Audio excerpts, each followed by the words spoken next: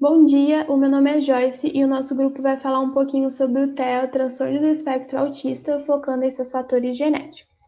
O TEA é um termo oficializado em 2013 que tem por objetivo englobar em um grupo o que até então eram subdivisões, os chamados transtorno da comunicação social, transtorno global e transtorno invasivo do desenvolvimento.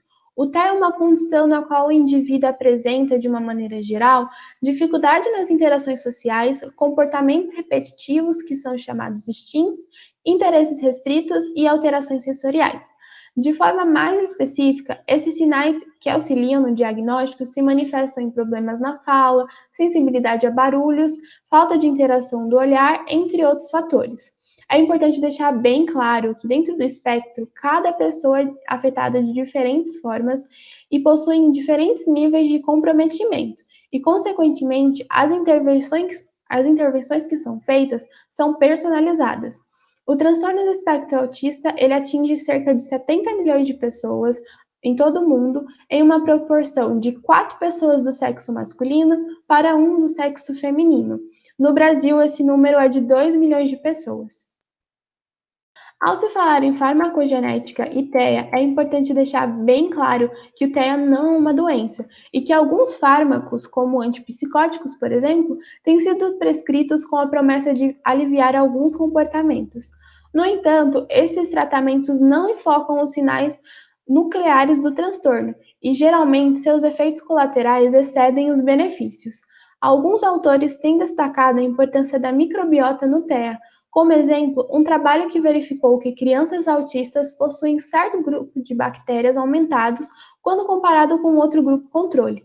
Após receberem tratamento com vancomicina, que é um antibiótico glicopeptídico, foi possível perceber melhorias impressionantes em aspectos comportamentais, cognitivo e gastrointestinais.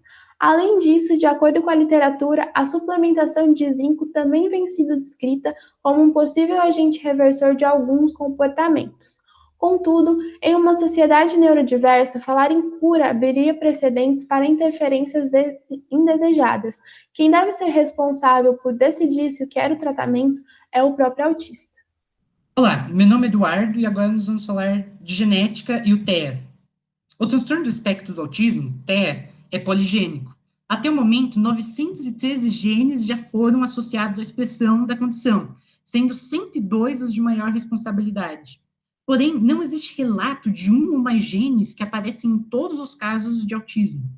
Estima-se que a hereditariedade dos fatores para a expressão da condição varia entre 70% e 90%, enquanto o fator genético em si tem de 97% a 99% de carga na expressão. Ou seja, diferentes formas de mutações novas podem surgir.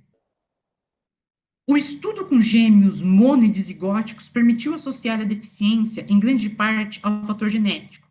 Para o diagnóstico estrito para autismo, 60% dos gêmeos monozigóticos são igualmente afetados, o que não é consistente para aferir 99% de responsabilidade ao fator genético. Porém, para gêmeos dizigóticos, a semelhança do diagnóstico varia entre 0% e 10%, o que mostra uma baixa contribuição ambiental para a expressão do espectro.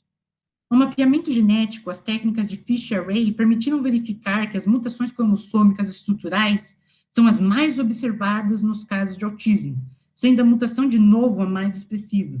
Ela afeta até 11,6% da população dentro do espectro e, em 40% dos casos, a herança herdada de pais saudáveis, o que revela a penetrância incompleta dos fatores que levam ao desenvolvimento da condição. E também a baixa porcentagem da ocorrência entre gêmeos dizigóticos. As diferentes mutações ocorrem com mais frequência em determinados cromossomos e genes, sendo que os principais estudados até o momento são o cromossomo X, que pode sofrer danos do tipo variação do número de cópias, que leva ao silenciamento do gene responsável pela produção da proteína Fragile Mental Retardation Protein, FMRP, o que causa um prejuízo severo do desenvolvimento, leva ao comportamento estereotipado e interesses e atividades restritas. A mutação e os sintomas estão associados também à síndrome do X frágil. O cromossomo 22, que apresenta os genes da família Shank, cuja cujas mutações associadas são cromossomo em anel, microdeleção, microduplicação, translocações, pequenas deleções intragênicas e mutações pontuais. O mais associado ao autismo é o SHANK3, que atua no processo sináptico, principalmente os relacionados à captação de glutamato, neurotransmissor inibitório associado ao desenvolvimento neural, memória, aprendizagem, ansiedade, depressão e epilepsia. A principal falha associada especificamente ao SHANK3 é a microduplicação, e estudos revelam que esse fator é comum em crianças com TEA e atraso no desenvolvimento. O cromossomo 20, que é onde se encontra o gene OXT, que codifica uma proteína precursora da ocitocina. O hormônio está envolvido na cognição social, tolerância e comportamento sexual. Nesse sentido, eventos de translocação balanceada e a desregulação epigenética podem impedir que a região seja transcrita em RNA, o que leva a sintomas graves do espectro autista. O cromossomo 17, cujo braço curto apresenta, entre outros, o gene HTT, que codifica uma proteína transportadora do neurotransmissor serotonina, fortemente relacionado ao controle do humor, apetite, sono, sensibilidade e função intelectual. Falhas nesse gene e, portanto, no nível de serotonina, são mais comuns em homens. Estão associados ao espectro autista, ao transtorno obsessivo-compulsivo, à depressão, à síndrome do pânico, ao transtorno de déficit de atenção e hiperatividade. Além disso, um polimorfismo dos genes da região foi relacionado ao espectro do autismo, à morte súbita, ao comportamento agressivo, ao Alzheimer e à depressão. O cromossomo 7.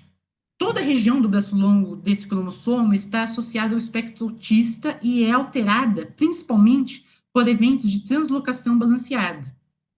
O gene FOXP2 é um dos que compõe a região e está fortemente associado aos distúrbios severos de linguagem que algumas pessoas do espectro apresentam. Além do papel importante no desenvolvimento cerebral, principalmente em áreas associadas à organização do tempo, a questão motora voluntária, involuntária, localização espacial e memória. A síntese da proteína MET também é função dessa região. Ela é ativa no desenvolvimento, por exemplo, do neocórtex, região associada ao pensamento, memória e ação planejada. Há também fatores ambientais. A idade paterna avançada é associada ao espectro do autismo. Diferente das mulheres, homens de idade avançada apresentam menos eventos de recombinação. Assim, as mutações pontuais, que são mais recorrentes também por conta da idade, são mais suscetíveis de serem transmitidas à prole. Além disso, a partir dos 30 anos, a chance de ocorrência aumenta em 2 vezes a cada ano completado pelo genitor. Olá, meu nome é Karen e eu vou falar um pouco sobre teratogênese.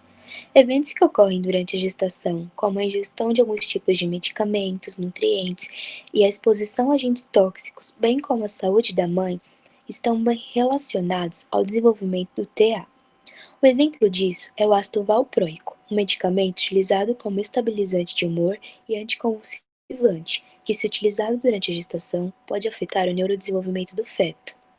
Outro caso é a pré-eclâmpsia, complicação potencialmente perigosa da gravidez, caracterizada pelo aumento da pressão arterial, que está envolvida numa frequência 32% maior no número de casos de TA, quando comparada ao nascimento de crianças que não foram expostas a ela. Outro fato importante nesse contexto é que o ácido fólico previne diversos defeitos no desenvolvimento do tubo neural, estrutura precursora do sistema nervoso central. Porém, o fechamento do tubo neural acontece ao mesmo tempo em que pode ocorrer, por exemplo, o desenvolvimento do TA, sendo possível traçar um paralelo entre o aumento do transtorno nas 2 últimas décadas e o período de fortes campanhas da suplementação desse ácido. Essa relação, no entanto, ainda é um controverso objeto de estudos. Quanto à exposição dos agentes poluentes, não foi possível chegar a uma conclusão sobre quais características que aumentam definitivamente a incidência, pois cada local pode possuir suas particularidades. Estudos feitos em Taiwan apontam que alguns compostos poluentes, como o ozônio e o óxido nítrico, podem ter relação com o aumento da incidência nesse local. O mesmo foi possível verificar na Califórnia. Todavia, na Europa não foi verificado o mesmo. Quando transferimos nosso olhar para o ângulo das pessoas com TEA, percebemos sua grande luta em ser protagonista na construção do seu próprio eu. Na campanha de 2017, a Abraça, formada por membros autistas, reitera essa humanidade através do lema: sou autista, tenho direito ao meu próprio corpo. A luta autista, por sua vez, busca se certificar de direitos humanos que são fundamentais. Dentre esses está a educação, o respeito, a reprodução, a expressão de gênero e orientação sexual. Soma-se a estes a comunicação alternativa. Os estímulos, que são movimentos repetitivos, são comuns entre autistas e servem para esboçar algum sentido ou para amenizar alguma ansiedade. Outra preocupação importante da luta autista está relacionada à dificuldade no diagnóstico de pessoas racializadas. Segundo Alecrim, é mais fácil uma pessoa racializada ser dada como esquizofrênica, louca, ou mesmo quirky, que é peculiar, do que ser dada como autista.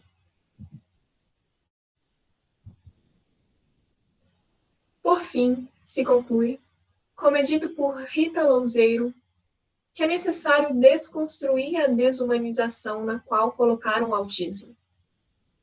E nesse sentido, é de grande importância que os espaços públicos se adaptem às necessidades de pessoas com TEA, e não o contrário, que é o que comumente acontece, onde o autista deve se adequar às determinações e preconceitos de um neurotípico comum.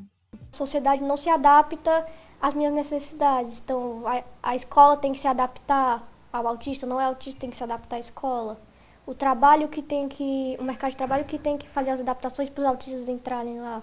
Eu e outros autistas na internet sempre estão cobrando. Toda vez que eles fazem algum evento sem autista, vai lá um monte de autista e fica, cadê os autistas? Cadê os autistas? Muito importante essa questão da representatividade dos autistas falando. Até porque outro autista pode assistir e se identificar.